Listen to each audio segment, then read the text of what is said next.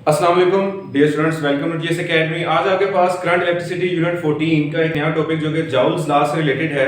उसके बारे में आज डिस्कशन की जाएगी और देखा जाएगा कि आपके पास जो एनर्जी डिसिपेट है वो एक्चुअली किस फॉर्म में होगी और जो एनर्जी डिसिपेट होती है उसकी एक्चुअली में बिहाइंड रीजन क्या है, जिसकी बेस पर आपके पास जो है रेजिस्टेंस अकर होगी और आपके पास चार्जेस का जो है वो फ्लो भी उसकी वजह से इफेक्ट होगा। तो स्टार्ट करते हैं कि आपके पास सिंपल एक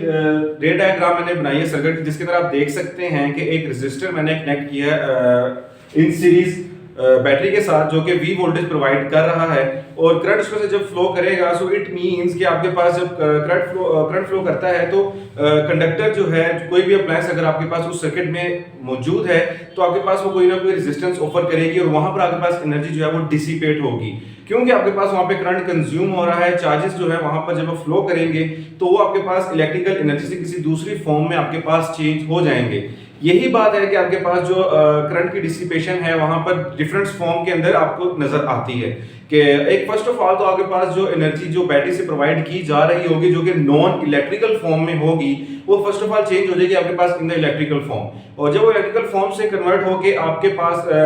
किसी अप्लायंस तक पहुंचेगी तो वहां पर जो अगर कोई लाइट बल्ब आपने कनेक्ट किया है तो आपके पास वो इलेक्ट्रिकल एनर्जी आपको लाइट में चेंज करेगी और एज वेल एज आपके पास वहां पर हीट एनर्जी भी प्रोड्यूस होगी। और फर्दर भी आपके पास डिफरेंट किस्म की एनर्जी डिसिपेशन की टाइप्स हो सकती हैं, लेकिन basically according to our example कि आपके पास यहाँ पर जो अगर बल्ब कनेक्टेड है तो इट मींस कि आपके पास इलेक्ट्रिकल एनर्जी आपके पास लाइट में और हीट में भी कन्वर्ट हो रही है। तो कुछ इस तरह के पॉइंट्स आपके पास जाउल्स लॉ ने डिस्कस किए कि एक्चुअली जाउल्स लॉ ने बताया कि आपके पास किसी भी अप्लायंस के अंदर या किसी भी रेजिस्टर के अक्रॉस जो वोल्टेज आप प्रोवाइड कर देते हैं तो वोल्टेज प्रोवाइड कर देने के बाद एक्चुअली जो आपके पास करंट डिसिपेट हो रहा है और करंट डिसिपेट होने के रिजल्ट में आपके वहां पे एनर्जी कंज्यूम हो रही है। तो अगर एनर्जी कंज्यूम हो रही है तो इट मींस कि वो कहीं किसी ना किसी दूसरी फॉर्म में चेंज हो रही है, और उसका एक इंपॉर्टेंट फैक्टर ये है कि उसकी कैलकुलेशन करना भी एक जरूरी अमल है कि आपके पास पता हो कि आपके पास एनर्जी कितनी डिसिपेट हो रही है। तो उसकी कैलकुलेशन के लिए हमारे पास जाउल्स लॉ ने एक आपके पास एक मैथमेटिकल फॉर्म डिराइव की, जिससे पता चला कि आपके पास जो पावर किसी भी सर्किट में किसी भी रेजिस्टर के अगेंस्ट जो डिसिपेट होगी, जो कंज्यूम होगी, या वो रेजिस्टर कितनी आपके पास इलेक्ट्रिकल एनर्जी यूज करेगा, उसको कैलकुलेट करने का एक मैथमेटिकल फॉर्म डिराइव किया है। तो कुछ इंपॉर्टेंट पॉइंट्स मैंने आपके सामने लिखे हैं, जिससे जाउल्स लॉ की जो ओवरऑल आपके पास जो थ्योरी थी उसके बारे में कुछ पॉइंट्स क्लियर होंगे। कि फर्स्ट ऑफ ऑल हम कह रहे हैं कि आपके पास जाउल्स ने बताया कि आपके पास जो एनर्जी डिसिपेशन है वो एक सर्किट के अंदर परफॉर्म होती है, और उसकी वजह क्या है, due to the flow of the charges, कि आपके पास जब उस सर्किट में से चार्जेस का फ्लो होता है तो वो रेजिस्टर के अंदर मौजूद डिफरेंट किस्म के पार्टिकल्स उसको रेजिस्टेंस प्रोवाइड करते हैं। बड़े items, small items different natures के होंगे, और एज वेल एज आपके पास चूंकि वो एक फॉर्म से दूसरे फॉर्म में चेंज हो रही है तो उस तरह से हीट इज जनरेटेड कि आपके पास हीट भी जनरेट होगी, और एक्चुअली में हीट का जनरेट होना ही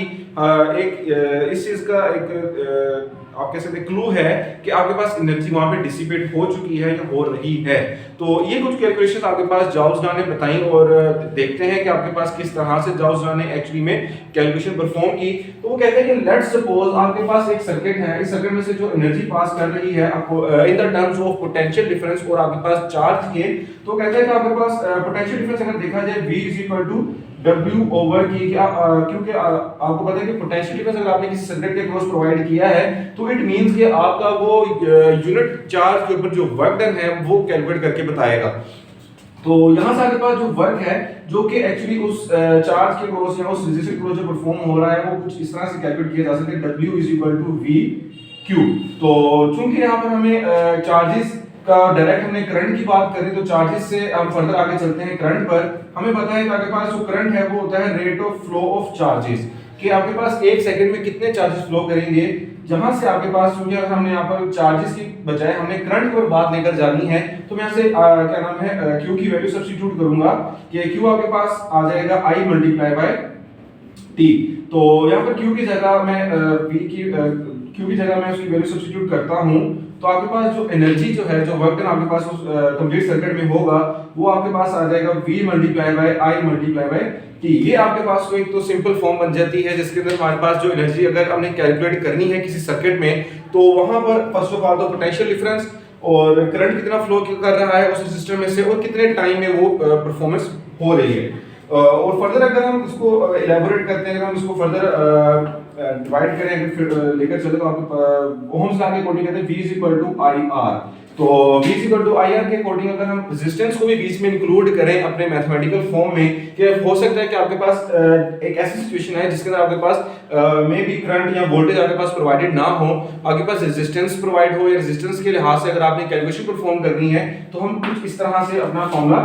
चेंज करेंगे कि W is equal to V की जगह मैं लिख दूंगा आई आर, और बाकी इक्वेशन हमारे पास ऐसी ही रहेगी जो कि एज रिजल्ट हमारे पास क्या बन जाएगी आई स्क्वायर आर टी। ये हमारे पास एक वो टर्म बन चुकी है जो कि जिसको जाउस लॉ ने अपनी डेफिनेशन के अंदर भी उसने एक्सप्लेन किया कि आपके पास किसी भी सर्किट में अगर आपने पोटेंशियल डिफरेंस V प्रोवाइड किया हो तो आपके पास जो एनर्जी डिसिपेट होगी एक्चुअली वो इक्वल किसके होगी, square of the current that is flow from the conductor और the resistance that offered by the conductor, और T mean to say the time which was taken by the conductor to flow the charges. कि आपके पास T time के अंदर जो charges flow करेंगे जो energy होगी वो आपके पास डिपेंड कर रही होगी number of seconds in which the charges has been passed, और आपके पास जो कंडक्टर उसकी रेजिस्टेंस ऑफर की है और करंट के स्क्वायर के इक्वल होगी। एक और भी हम यहां से डेरिवेशन आपके पास बना सकते हैं, अगर मैं इसको हाईलाइट कर दूं कि आई स्क्वायर आर टी के, एक तो ये हमारे पास अकॉर्डिंग टू डेफिनेशन है, जबकि अगर हम इसको कुछ डिफरेंट तरह से भी चेंज करना चाहें कि अगर मैं यहां पे आई की वैल्यू पुट करता हूं ओम्स लॉ से ही कि आपके पास आई किसके इक्वल आ जाएगा V ओवर R के, तो इसकी कुछ फॉर्म इस तरह से भी बन सकती है कि W इज इक्वल टू आई की जगह मैं क्या लिख दूंगा V ओवर R, और I का स्क्वायर है तो इसका भी होल का स्क्वायर लिखा जाएगा multiply by I multiply by R multiply by T। Okay, तो ये बनेगा आपके पास V square over R square multiply by R multiply by time T। एक हाथ से आपके पास ये R का स्क्वायर कैंसिल हो जाएगा, तो आपके पास जो ओवरऑल जो एनर्जी जो कि कंज्यूम हो रही है उस कंडक्टर में वो आपके पास आ जाएगी V square over R multiply by T। ये भी हमारे पास एक फॉर्मूला डिराइव हुआ है जिससे हमें ये पता चलता है कि आपके पास अगर वोल्टेज और रेजिस्टेंस की बात की जा रही है तो हम कुछ इस तरह से भी एनर्जी जो डिसिपेट हो रही है हमारे सर्किट में वो कैलकुलेट कर सकते हैं। और ये भी हमारे पास एक बेसिक फॉर्म है जाउस लॉ की जो कि उसने अपनी डेफिनेशन के अंदर डिफाइन की है कि आपके पास जितनी भी एनर्जी डिसिपेट होगी किसी भी इलेक्ट्रिकल सर्किट में वो एक्चुअली डिपेंड करेगी कि उस सर्किट में से आपके पास करंट कितना फ्लो कर रहा है, और दूसरा कि वो कंडक्टर आपके पास रेजिस्टेंस कितनी ऑफर कर रहा है, और आपके पास जो करंट का फ्लो है उसका टाइम पीरियड क्या है कि आपके पास कितने टाइम के अंदर एक्चुअली वो चार्जेस वहां से फ्लो कर रहे हैं, कितने टाइम में आपके पास वो करंट फ्लो हो रहा है। तो ये कुछ कॉन्सेप्ट था आपके पास जाउस लॉ से रिलेटेड जिसके अंदर बेसिक टर्म्स को हमने ये डिस्कस किया कि आपके पास जाउस लॉ में क्या कौन कौन से ऐसे फैक्टर हैं जो कि इन डिस्कस लाए गए जिनकी बेस पर आपके पास जो था वो जाउस लॉ जो है वो डिपेंड कर रहा है। तो आई होप सो आज की वीडियो आपको समझ आई होगी। कोई कॉन्सेप्ट्स अगर आपके लूज हैं, कोई अगर आपको